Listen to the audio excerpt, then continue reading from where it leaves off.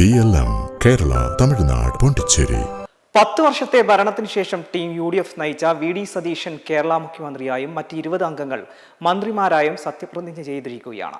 അതാത് വകുപ്പുകളിൽ കൃത്യമായ ഇടപെടലുകൾ നടത്തിയും നിയമസഭയിൽ പ്രതിപക്ഷത്തിന്റെ ശക്തമായ ചോദ്യങ്ങൾ നേരിട്ടും ജനങ്ങളുടെ ക്ഷേമം പരിഗണിച്ചും മുന്നോട്ട് കൊണ്ടുപോകേണ്ടവരാണ് ഈ മന്ത്രിമാർ.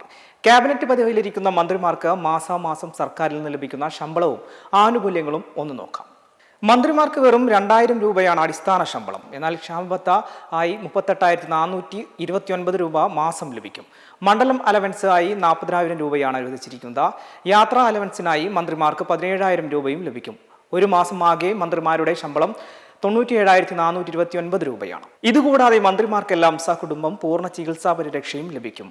വെഹിക്കിൾ അഡ്വാൻസായി 10 ലക്ഷം രൂപ, ഹൗസിംഗ് അഡ്വാൻസായി 20 ലക്ഷം രൂപ എന്നിങ്ങനെയും ആനുകൂല്യങ്ങൾ.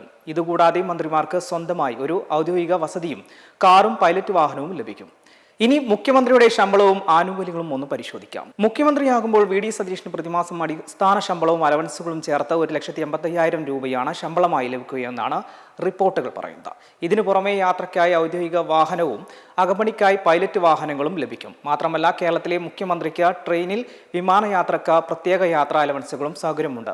മുഖ്യമന്ത്രിക്കും കുടുംബത്തിനും പൂർണ്ണമായ സൗജന്യ ചികിത്സയാണ് ലഭിക്കുക. ഇനി 5 വർഷം കഴിഞ്ഞ് മുഖ്യമന്ത്രി കാലാവധി പൂർത്തിയായാലും ആജീവനാന്തം പെൻഷനും ലഭിക്കും.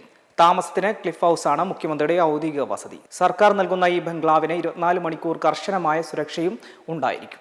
മെമ്പർമാരുടെ നിക്ഷേപങ്ങൾക്ക് ഉയർന്ന ലാഭവിഹിതം നൽകുന്ന കേന്ദ്ര സർക്കാർ സഹകരണ registered society Bharat Lajna multi state housing cooperative society limited.